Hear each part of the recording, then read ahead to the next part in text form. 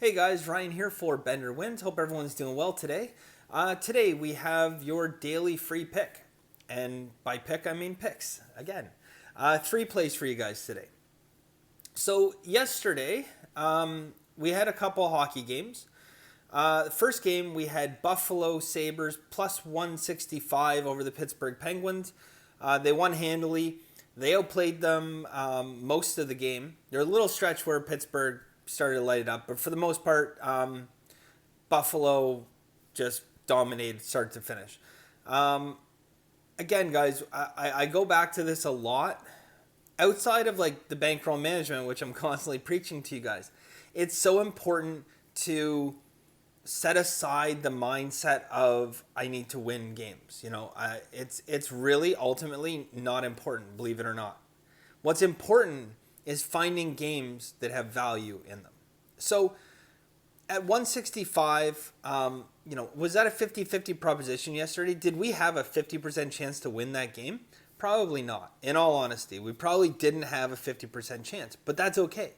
Because if we say that we have, 47, 46% chance, which I think it was right there, 47, 48% chance at plus 160. If we took that bet every day, we'd be very, very wealthy. It's hard to find value like that, but it's out there, guys. So we have to appreciate the fact that most days we would lose that bet, but that's okay. We're okay with losing so long as we're on the right side that has the value, and that's the most important thing, guys. Okay, I know people get stuck in their head that this team's gonna win or that team's gonna win, or they're gonna bet Houston at minus 400 in a game because they think Houston's going to win. And guess what, guys? Houston probably will win. But over the long term, you will lose money taking that bet. So it's important to find the value versus just who's going to win. And that was what yesterday's game was. I was very hopeful that it won. It did win. So I'm happy. But, again, guys, very important to look for value. Second game we had yesterday, Arizona Anaheim over. So this final score was 2-1. So it looks like, on the surface, we got crushed. But if you guys watched the game, you saw a few interesting things. So first off, there's only 2 power plays in the whole game. When you're betting over, you want more power plays. I personally thought this game was going to be a little bit chippier. Didn't really see that. So anyways, 2 penalties, that kind of hurt us. I lost count of how many goalposts we hit. It was actually kind of ridiculous. Like 3 crossbars, 4 goalposts. I don't know. It was one after another. I commented in yesterday's video after I said I was going to hear goalpost clangs in my sleep, but actually slept pretty well. So the other thing too, guys, you talk about like probability. So yesterday, we didn't get the outcome. But we got the game we wanted, minus the penalties. Okay, we could have used more penalties in the game, but we got good scoring opportunities in the game. There was a total of 62 shots in the game. So 62 shots. National Hockey League shooting percentage is 9.1%.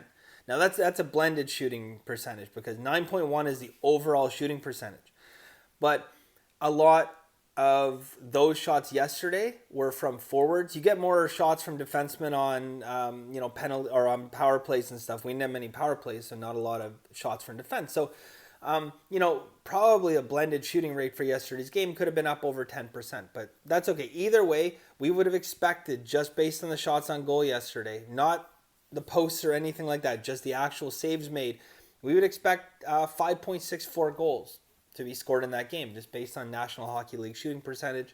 So again, didn't go our way, guys, but I think this is a game that we can look back on and think, even though we weren't even close, like it was a 2-1 game, I think if we bet that game every single day, that result is in our favor more times than not. So anyways, guys, I'm going to get right into it today. And I have 3 picks for you guys. So the first one is in college football. We have UCF at Cincinnati, and Cincinnati is getting 4 points. All right, so right now, 34% of the bets are on Cincinnati, but 49% of the money. So again, what does that tell us? It tells us that the public is betting Central Florida heavy, and the sharps are on Cincinnati. The sharps are only 35% of the bets, but almost 50% of the money. That means we're getting like lower volume but higher dollar amounts bet on Cincinnati. So we like that. Now, we're going to go one step further, and we can actually verify that it is indeed sharp money on there, because we have numerous steam bets and reverse line moves on Cincinnati. And that's what we really like to see. So that line, and I'm just trying to give you guys the most updated line here. So that line has pulled back a little bit, which can be expected. We're okay with that. It's pulled back a little bit. It hasn't crossed kind of a crucial area. But what we're going to do, I'm going, again, guys, I'll give you a write-off of 5 dimes. And we are going to take Cincinnati +4. Okay, so we're going Cincinnati +4 in that game. I like the money distribution. Love reverse line moves, and certainly steam plays. So good to go on that. All right, I got 2 hockey games for you guys. It's interesting to watch Vegas and even the public adapt to hockey early on the season. One of the reasons we got so much value in yesterday's Buffalo game is people were valuing those teams and evaluating those teams based on perceptions they have from last year and 2 years ago, where Pittsburgh was dominant. I mean, Pittsburgh has lost a lot of its core players. Buffalo, on the other hand, is added to their team and continues to grow, taking huge leaps. They look like a good hockey team yesterday. And so this early perception, guys, can sometimes cost bettors money in hockey, but it also gives us opportunity for value. All right. So the first game we have, guys, is we have the Washington Capitals playing New York Islanders. So the interesting thing to me in this game is you have Ilya Samsonov is going to be in goal for Washington.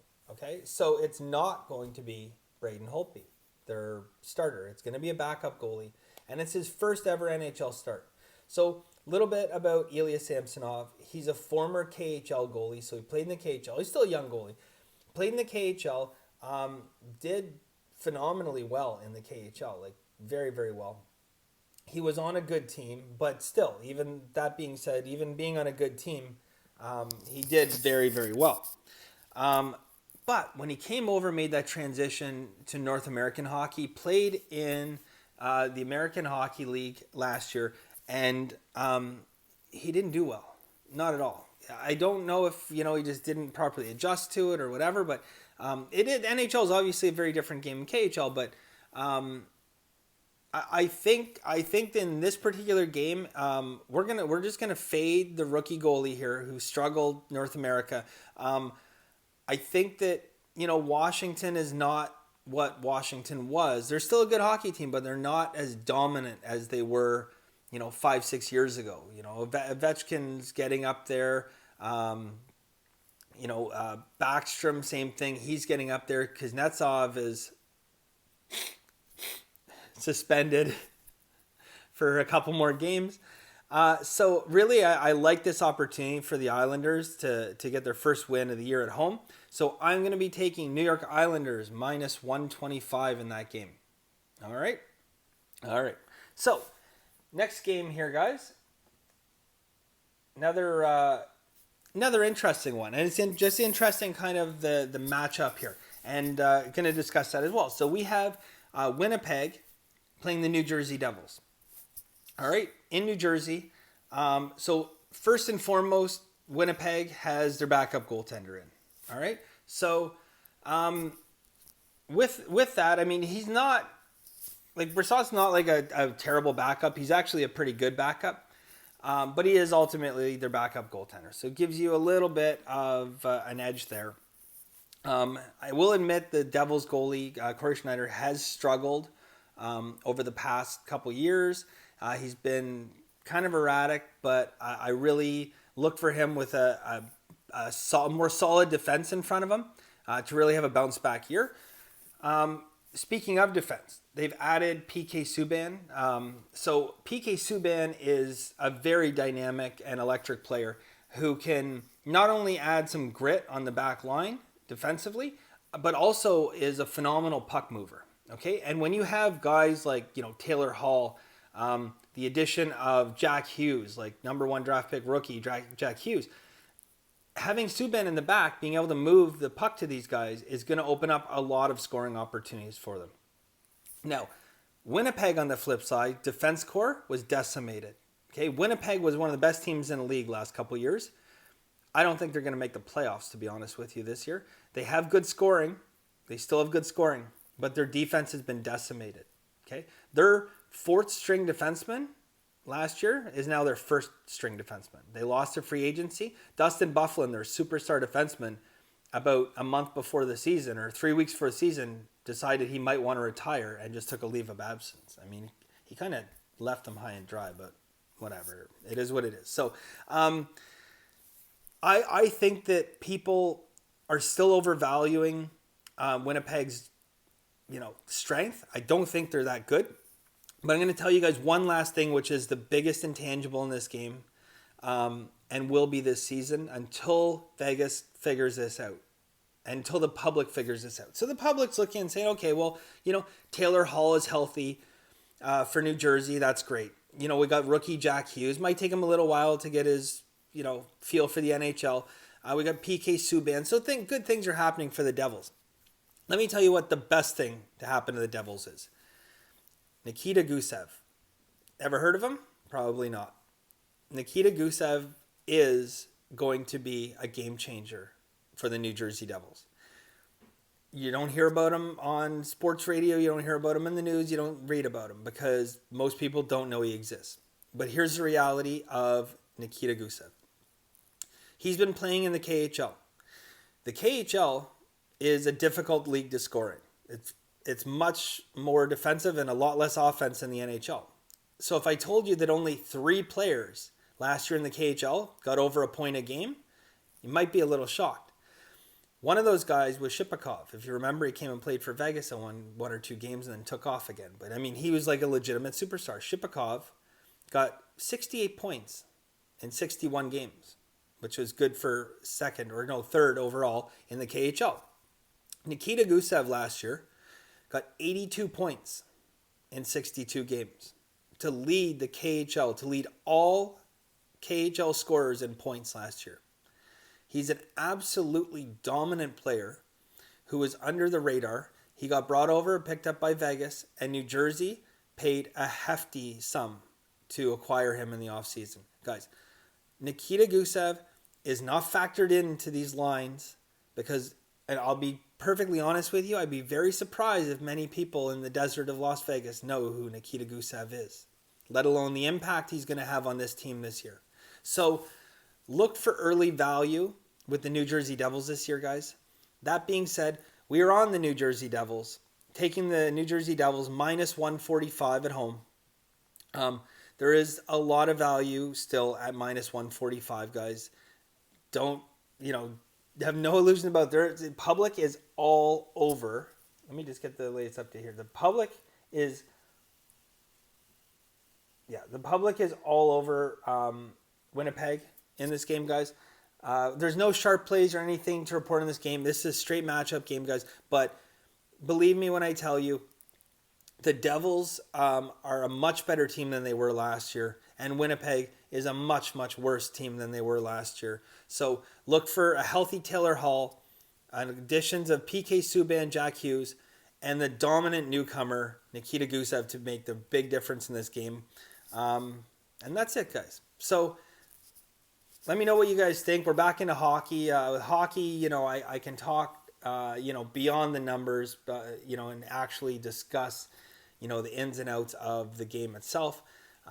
Whereas, with a lot of other sports that you saw in my, college football game, I'm really more about the numbers and the analytics. But anyways, guys, that's it for today. So, thank you guys very much. Hopefully we have a great day. And as always, guys, have a very lucky day.